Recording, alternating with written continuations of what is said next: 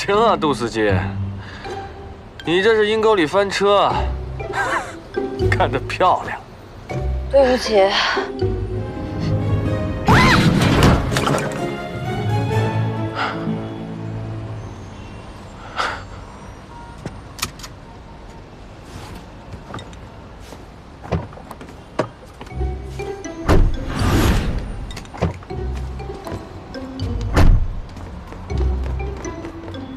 行啊，杜司机，你这是阴沟里翻车，干得漂亮。对不起，我不是故意的。你这车太高了，我刚才都没有看到这儿有一马路牙子，我也没有看到前面有这么一个花坛，我得抻着头看。你再抻一个我看看呗。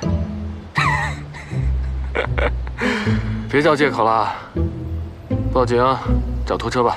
要不是刚才你跟我说话分散我的注意力，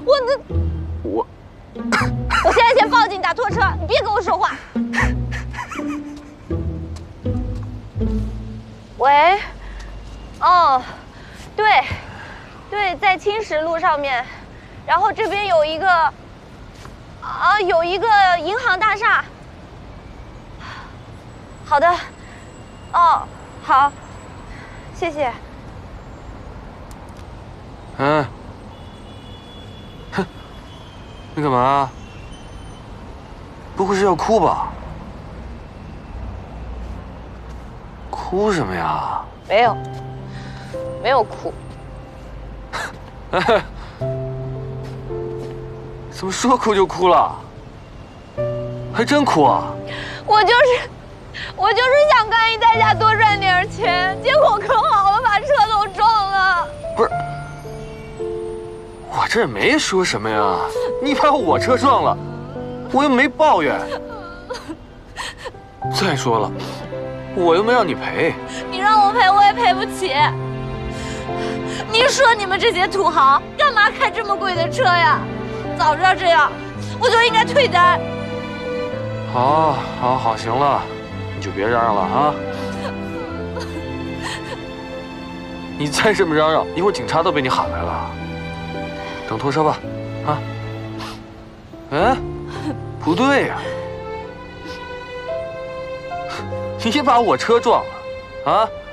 你把我的林肯当老爷车开，你撞在花坛上了，我没让你赔，你现在在这大哭小闹的，还要我劝你？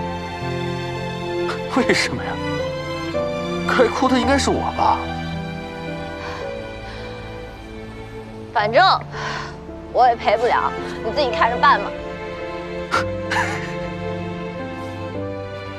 你说我怎么那么倒霉啊？本来想开个车赚点钱，偏偏还碰见了你。这回倒好了。